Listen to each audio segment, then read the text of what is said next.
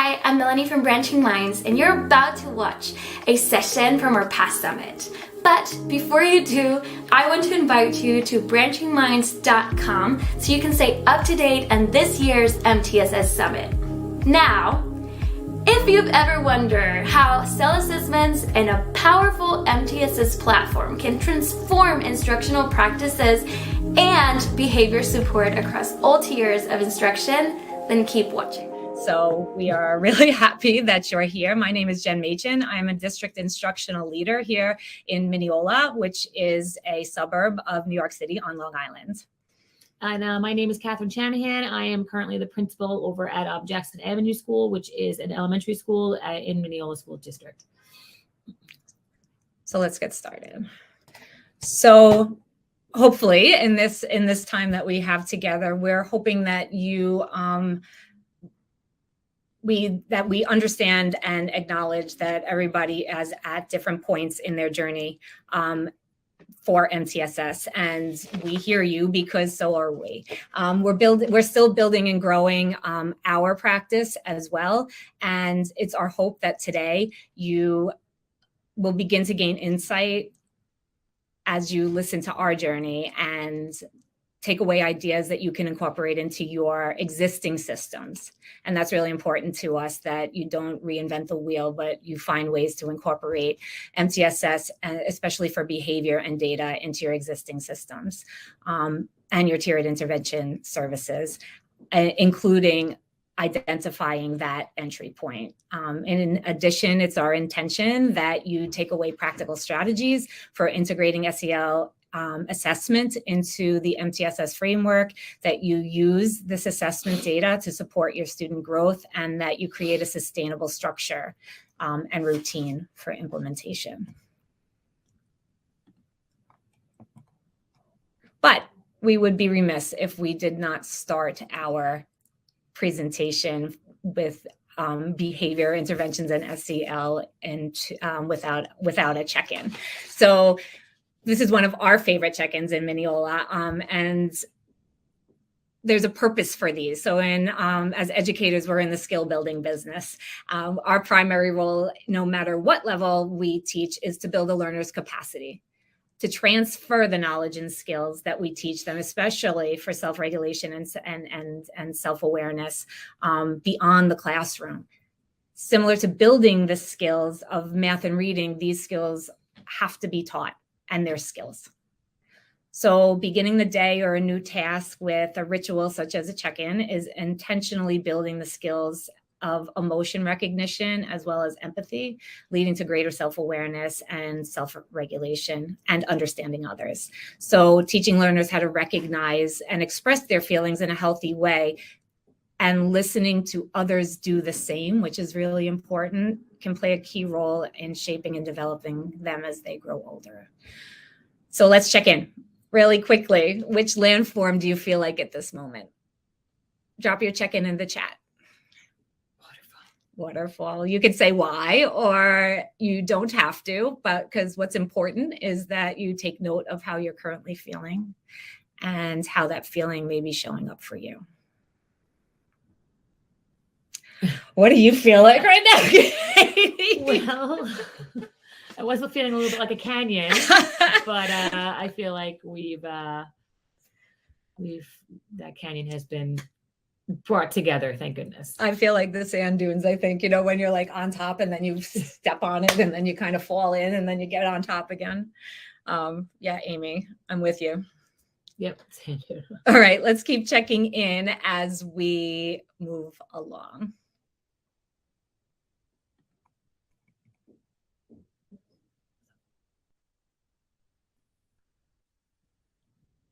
So in Mineola, we intentionally reframe challenges as opportunities. And therefore, we look at problems with a solution-seeking lens, and that's really important to us. Both Catie and I have a perspective from a district lens. Catie, before she was the principal, which she's a new principal of an elementary school this year, was an instructional leader, as I am now. And our roles were to make the connections between and weave a golden thread throughout all the practices in the district. So we work K-12 in the district. So we get to see things from a big lens, and our job is to bring it all together so that the systems can sustain. And it's our role to find those opportunities and make the connections that'll support the continuous growth and improvement of the systems. And over the years, we've played many different roles, including being teachers, special ed teachers, both of us. And we've been very involved over different parts of the years in building the foundation and supporting the evolution of SEL, as well as RTI and IST in Mineola. And that's something that we're both really passionate about. So our superintendent has a saying, evolution, not revolution. And this is like the crux of what we want to bring to you today, because he reminds us that constantly that if we have a clear vision and a strong foundation, we will be able to and should continue to evolve as the needs of our learners evolve. So this year, when Catie shifted her roles and began the year as a new principal, we saw the opportunity to evolve once again. So the challenge was there was turnover in our support staff, especially in Jackson Avenue, the psychologists, the social workers. There was a lot of turnover over the last couple of years, pandemic. And that provided us with challenges that we could not have predicted when the school year started this year. So what did we do? We, as our practice, reframed the challenge as an opportunity, and we looked for our answers in our existing systems. We had established already a district-wide intervention services support system, and we built a solid district-wide SEL language and practices. So we had those two things that we were really working on. So then we framed our question. How might we? Became a problem of practice. How might we align our existing district-wide academic, SEL, and behavior tiered interventions? And that sent us on our journey. So Jen and I, the presentation, are going to show you how we evolved and how we are aligned and grew from our existing system. So what was our existing district-wide RTI system for tiered academic intervention that we then built upon? So you see here that we started this process by reflecting what we were already doing, as Jen mentioned. And we already had a firmly established pre-K-12 academic RTI model for screening, assessing, and progress monitoring students who require academic intervention. So you'll see here that system-wide, we already had established a universal screener for us in the academic world. That is our NWEA assessment. From there, we have clear criteria of who qualified, or from using that data along with other classroom data, who would qualify for tier 2 academic supports and tier 3 academic supports. Again, from there, we created a district-wide RTI committee to really support with defining what those supports might look like, and clarifying that pre-K-12 and how that looked across the district. Once we articulated what those supports look like, then we got down to more of the granular level with regards to within those supports, what are the goals we're setting for our learners, and how are we progress monitoring for growth, and then how are we making decisions regarding next steps. So this was a system that was already in place. Branching Minds, if you see in our next slide, has already been an integral part of supporting with systemizing the system. So you'll see here the program really supported with organizing our tiering of our students, which you'll see in that first box, setting our individual goals, and then we currently use 2 progress monitoring systems here, one norm referenced, our EasyCBM, and then one a criterion reference system, which is our goal attainment scales, and both are used to create a common language amongst all teachers regarding what growth and progress looks like. So using what our existing system for tiered academic supports, or reflecting on that, we had that as our guide and our model as we began to build and evolve what a system for tiered behavior supports might look like pre-K-12. the goal attainment scales that Catie referred to is something that could be interesting, that if you have not heard of them, could be something like an entry point for you, because they're basically proficiency scales that level up, and they're very easily, if written well by the educators, the teachers, the social workers, whoever, can be measurable. And that is a really important part of what we do. We write our IEP goals that way too now.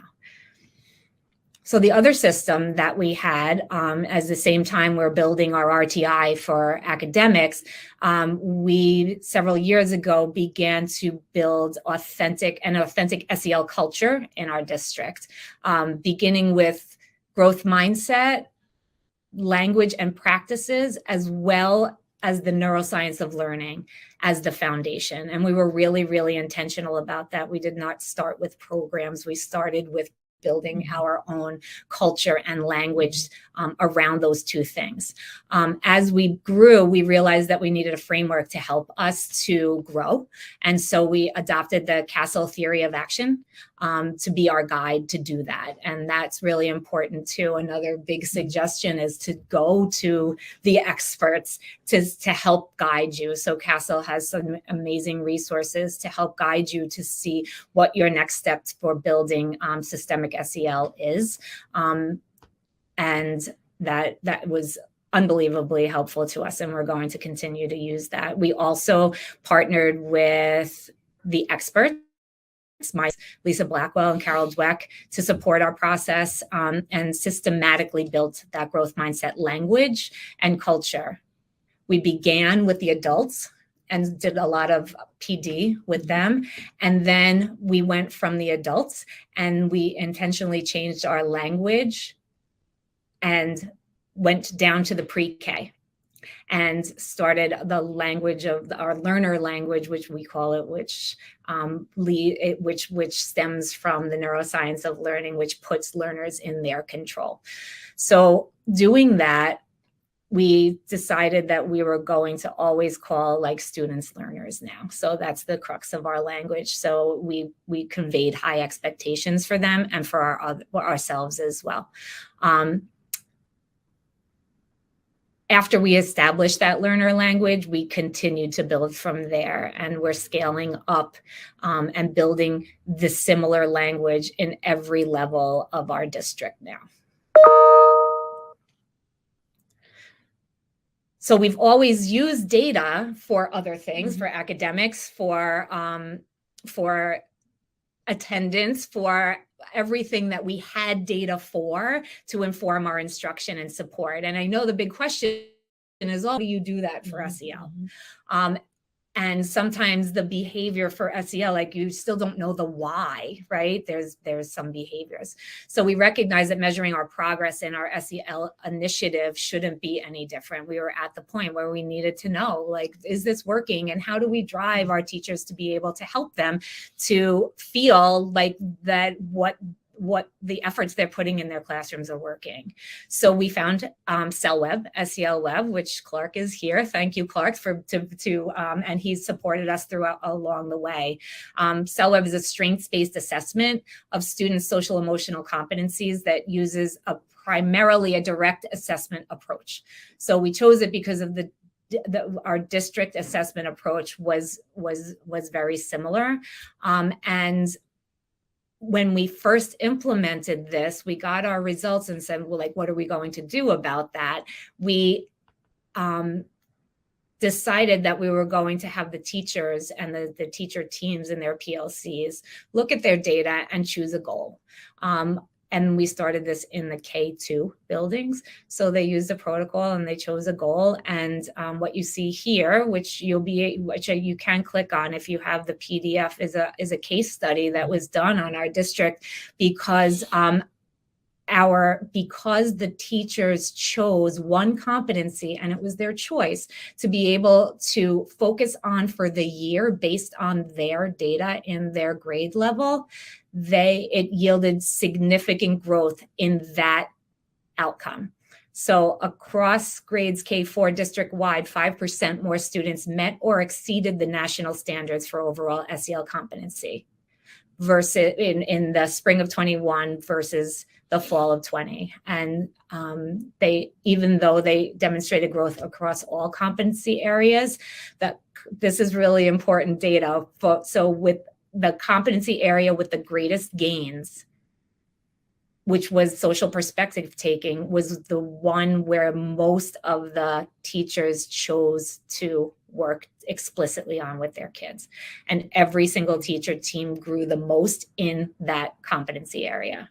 So that led us to say, like, we're doing the right thing, and using data to inform instruction, even in SEL behaviors, is not only doable, but powerful. Yeah.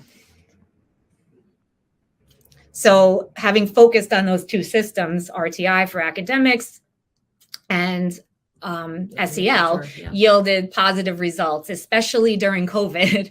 Although incredibly challenging because we had these systems in place, we were able to continue our work when we went home.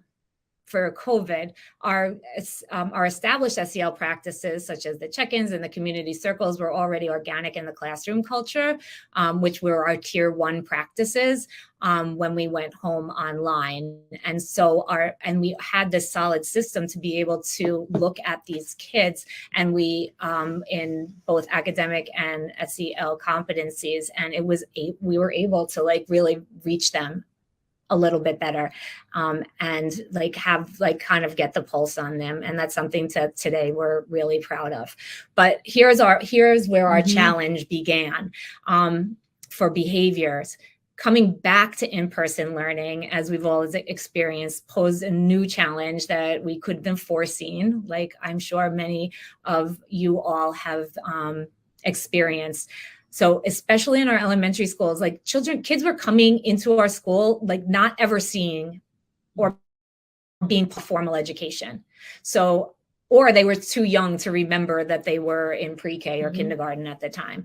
So think of a third grader in 2021, 22, the last time they had an uninterrupted formal education was when they were 5 years old. So the absence of the social interaction, forget the academic, for these kids especially, and their social problem solving was remarkable, and something that we probably didn't predict. And the teachers were having a hard time, and it's like saying, like, how do I manage this, and the academics as well.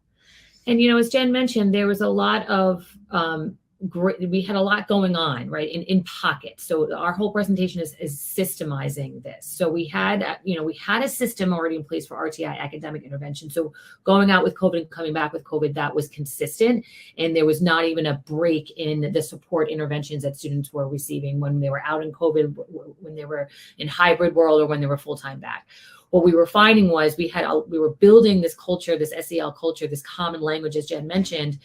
And it was happening. We had tier 1 strategies happening in various elementary schools and around the district, but it wasn't to the point where it was systematic, where kids across the district were experiencing a common experience to intervention with regards to the specific behaviors or skills like social problem solving. So coming into my role as a principal, we looked at this as an opportunity to kind of take a step back and say, we can systemize this. We can use our RTI academic intervention model as a guide, and everything that's already happening, and really start to tighten it up. So we did a little bit of pre-work and preparation, and that began with just looking at, as Jen mentioned, kind of what do we already have in place? So we already had in place a universal screener through SEL Web or SEL Web. We were already experimenting with that, and we were already seeing the results of that, as mentioned and referred to in our case study. Now we had an opportunity to really extend that screener across the district, and using that really deliberately for the purposes of creating a tiered behavior intervention support.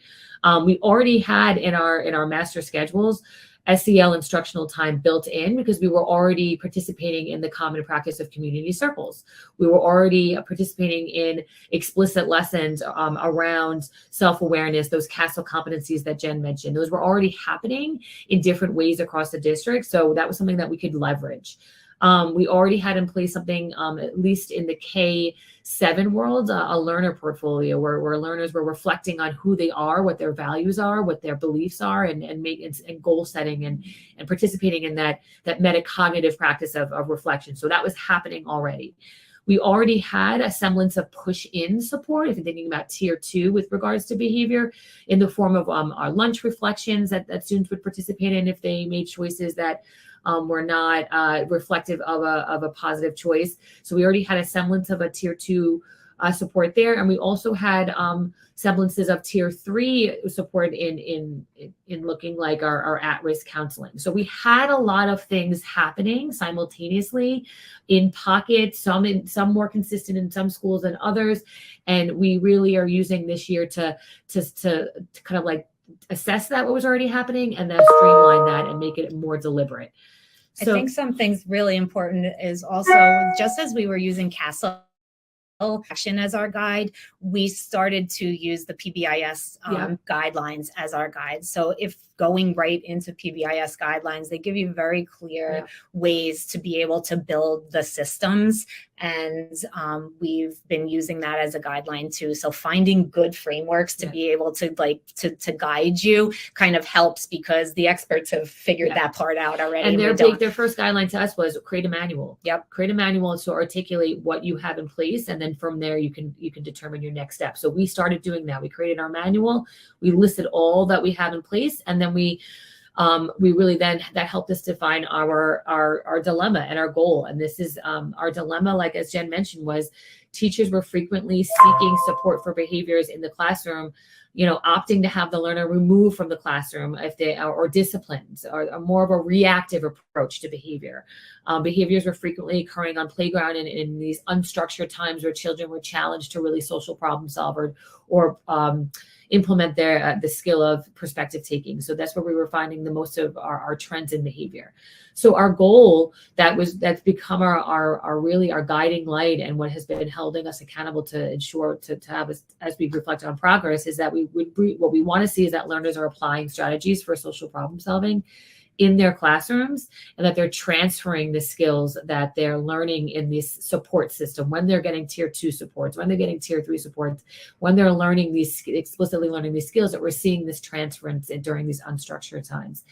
And if we conduct a clear, responsive, proactive tiered system, similarly to how we've been conducting a clear, responsive, proactive system in the academic intervention RTI system, then we will increase adult efficacy and capacity for applying our tier 1 strategies. We will increase student efficacy in applying the strategies or skills they're learning from their tier 2 supports. And ultimately, we're going to reduce teacher and aid referrals to behavior and dysregulation. So this was our theory of action. Again, this was something that was recommended from the PBIS model. Create your theory of action based on, where you are right now in your process and where you would want to be and your needs assessment. And as you're building, and you'll see now as we go into this actual steps that we took, step 1, step 2, step 3, you'll see that every time we had to make a mid-course correction, or every time that we had to stop and reflect on our own progress, this theory of action really kept us on the right track. So simple, right? And doing that with the teachers as well, and being able to say, this is what it is. So that's like an absolute amazing strategy that actually is so simple. Start with the how might we question, use guidelines that are already established to be able to help you build.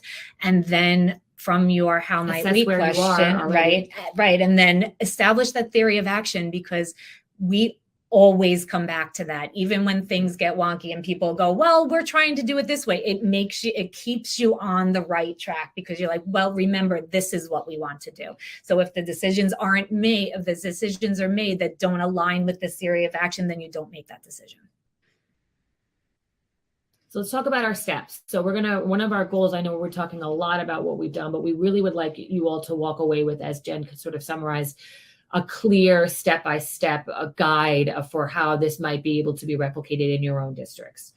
So our first step was really establishing our building-wide vision statement. So I know we want to systemize this district-wide, but we're using my school as a case study to systemize it within the building. And then from here, using our theory of action as our guide in a building wise sense, then we're able to sort of be at a place where we can replicate this district-wide and make it a district-wide system. So we're going to talk to you about the steps we're taking to make it a building-wide system of tiered academic supports that ultimately can be replicated pre-K through 12. My building is a third and fourth grade only building. So, and these are many of the things that we've done from the district level. Everybody has a mission statement. Yeah. Everybody has their values, or should, right? Or their portrait of a graduate. So bringing those into the building level and then doing it in that community, we've found to be very powerful. Yeah, so we started with just establishing our building-wide vision statement. What does it look like to be a learner at Jackson Avenue School? What are our values? How do we articulate that, elaborate on that, and provide examples of that for ourselves as adults? And then how do we communicate that with our learners? That was our very first step of that, almost going from our own vision of what our system wanted to be to now what does that look like in the building? And so everything that we do from district, and then do it with teachers. So we're saying that this is good, and then the teachers with the idea that then the teachers are going to do it with the students. So it trickles down. So we try it, they try it, then it trickles down to the students. So that we did on Superintendent's Conference Day just with the teachers. Then we asked the teachers to go and do it with their classrooms. So now we have Jackson Avenue community values, right? That align with our district mission and vision. And now the teachers and those individual classrooms took those 3 values, and we called it Jackson Brave. And then they now have their own look fors. And they did those in their community circles, which is one of the structures or systems that we put into place to deliver this information. So what we also did with the teachers a few months later, just in November, and this is real time, this is a month ago, we took what we learned from the district-wide data analysis that I spoke about before, actually did that with the teachers as well. And we used the grade levels. Catie modeled what it looks like. We created a protocol, and then the teachers as a grade level, an entire grade level, chose the buckets or the competencies that they wanted to focus on based on the data that was real data from our students this year, our learners this year. And then from there, community circles were created and more tier 1 strategies were created to pinpoint those SEL competencies.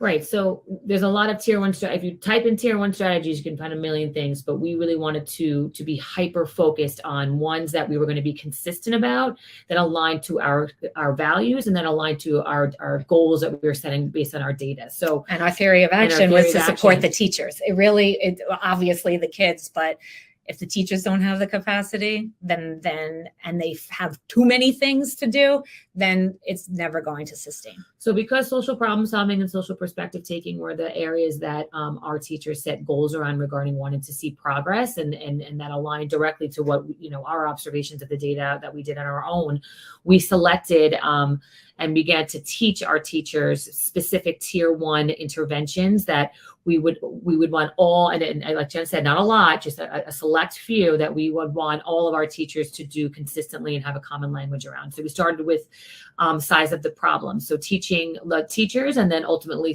through the teachers teaching the students how to be self-aware and how to articulate problem size. Is it a green problem? Is it a medium problem? And is it a red problem? And is ultimately my reaction matching the size of the problem? And is there a disconnect between the problem solved and what the problem actually is? And that leads to very rich conversations, because we recognize that the first step in being able to social problem solve is being aware of what the size of the problem actually is. So now through our community circle practice, we explicitly taught the students, the learners, what size of the problem means. Like did it with the teachers first. And now when there is a problem that arises that a teacher, needs support with, our communication to them and then our communication to the learners is, well, what's the size of the problem? What's your reaction? Why is it, they do think, and it becomes more of a collaborative experience for problem solving, modeling that. And it becomes a streamlined tier 1 strategy that directly supports our data goal that we form in our data around social problem solving. So that was our first real tier 1 strategy that we wanted to, besides coming up with our values, this was now our first practical tier 1 strategy that we were really streamlining. And that, like, an unintended, maybe intended consequence was that the support staff, the psychologist, the social worker, who are used to having teachers come in and be like, help, I need help, and then like come and get this child, they now have language to support the teacher, say what was the size of their problem, and if the teacher hadn't yet used that strategy, that's their entry point to say, find, like, to do that and to support the teacher through that process so it can empower the teacher. And that's been super helpful and powerful for our support staff, because now they have a tool to be able to empower. So we have the size of the problem as our practical strategy, and then additionally, looking at our BRAVE values and our classroom values, we articulated in clear, specific language for learners. What does it look like to have these values? It looks like being a collaborator. It looks like being a communicator. It looks like being a problem solver, a solution seeker, and a progress monitor. So we looked at some of the systems we already had in place at the school. One being our safety patrol, and we have our safety patrol third and fourth graders actually shouting out our students when they exemplify the values of the school. And we're now extending that to classrooms, individual classrooms, coming up with their own systems for, quote, shouting out when they see their values being exemplified. So we have, our strategy for intervention happening at the same time that we're celebrating our tier 1 values that we've come up with as a school and as classes. And each time that we go to that we want to layer something on, it's becoming so clear and finding those instances. For example, just recently we realized there was like issues going on in the playground. So the phys ed teacher said, well, why don't we bring these Jackson Brave safety patrol, who's usually there in the beginning and the end of school, into the playground. And so they can start to give Jackson Brave stickers to commend the students and to praise and to reinforce them for positive behaviors. And that's just a byproduct of the systems that are created. And each time we want to be able to deliver this in a whole class and a whole community setting. Our structure and system of having community circles is what we use. So we have a structure for community circles, which is very simple. And then teachers know how to do a community circle. And then we just put in that resource that we want them to be able to deliver and talk about so that everybody gets to unpack it together. And that system has been really, really powerful, because we don't have to wait now and say, oh gosh, like when are we going to tell everybody this and how is everybody going to get the same message? Now they do. So now that all of these systems are in place, we're absolutely noticing that an important next step was to include the learners in the intervention process. And now we have them analyzing their own classroom data. And this is really, really exciting. And this was a big aha for us, where we said, all right, so now we have these systems and structures in place. Let's take the xSEL web data, which presents it gives you a whole school analysis. Yeah. It gives you classroom analysis, and it gives you individual children analysis. But really, we focus on the tier 1 and 2, right? Which is the whole school and the classroom. So we wrote into a circle how for teachers to unpack this data with their students, with their learners, and then as a classroom. The learners chose their competency that they wanted to work on. And then we're at the point right now where they're starting to create look-fors and celebrate one another for doing that. So that's become really, really powerful, and we're really excited. We'll come back again next year to tell you how it went. So in addition, you can see here that we've aligned specific lessons. So we always get the question, well, do you actually do like xSEL programs? We have several that we pull from because we want to make them aligned to what it is that is the voice and choice of the students or the learners and the teachers, because that's really important, because we know that that's what increases engagement. So we use Harmony, which is a free program, which is excellent, and the teachers love it. We use Second Step, we use Rethink Ed, and we have our own Mineola Grows program that we use. xSEL Web also has alignment guides. So if you see on the left-hand side here, each one of the competencies is up on the top. And then xSEL Web actually does the work for us to say, oh, if we're working on social problem solving and you're using Harmony, then go directly to these lessons, because these lessons do these focus on that competency. And that has been extremely helpful, and another system that we've been using. So when you're in it, it's easy to see the connections, but we're constantly making sure that we're communicating the connections that we're making behind, kind of behind the scenes with the teachers, so that they see the purpose and value of everything that's going on. So our final sort of tier 1 step was articulating to our staff our flow chart that really summarizes and connects everything that we just spoke about. So as mentioned, our very first tier 1 strategy that was really already in place, we're now really just tightening it and focusing it, was our structure for community circles. That was already in place in our master schedule. We are now aligning our community circle lessons and our focuses around our classroom values, teaching size of the problem, analyzing our xSEL Web data, and now going into more explicit lessons around that align to, based on our xSEL Web data analysis, the classroom goals that the students have identified. So from there, that's our big umbrella. Then we have our next tier 1 strategy, which is communicating and celebrating our values through our safety patrol and through other tier 1 school-wide reinforcement practices. And then from there, we have a common strategy for when problems do arise, which is through the size of the problem and really reflecting on the reaction and the size of the problem. So all of what we just spoke of are layers of tier 1 services that we put in place, because oftentimes when we think about a tiered behavior system, we jump right to tier 2 and tier 3.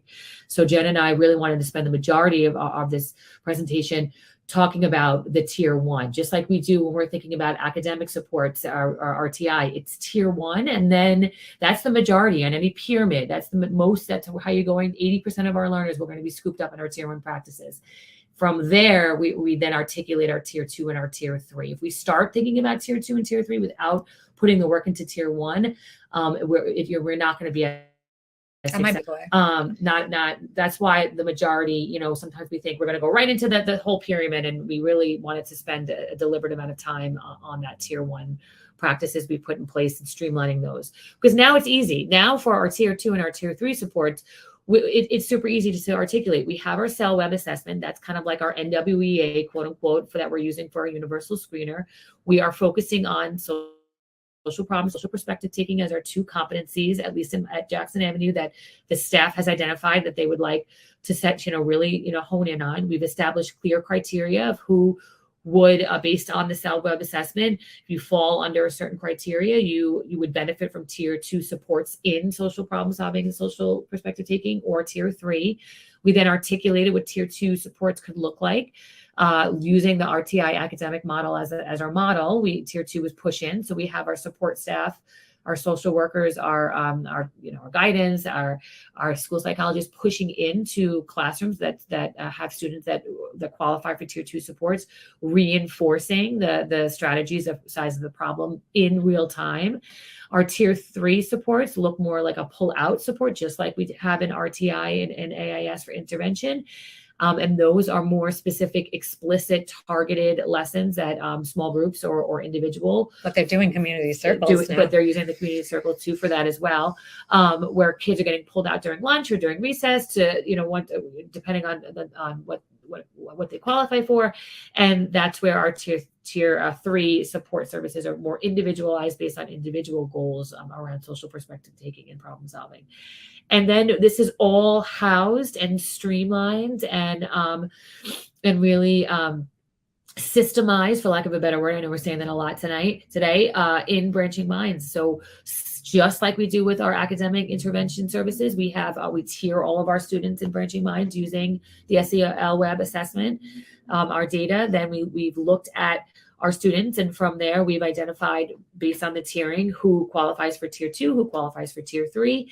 And we are real time at the point in our year where we're hosting same types of meetings that we would host for kids who qualify for tier 3 services. We call them our instructional support team meetings, where we're developing a goal for those learners. We're developing a progress monitoring system for those learners. We're developing an action plan, and that's all being housed in the same way in Branching Minds as we do for our support services. So a kid's profile might look like they have possibly a action plan and a growth plan for reading, and an action plan and a growth plan for behavior, or they may just have one for behavior, but it's all sort of housed in the same system. So it's the process for progress monitoring and communicating is very clear and systematic, and we're all speaking the same language. Yeah, I think it's really important to note too, if you look at the top two, when we're talking about data, Branching Minds puts the xSEL web data. We've worked with them to put the xSEL web data into Branching Minds, so that just like NWEA or whatever your benchmarks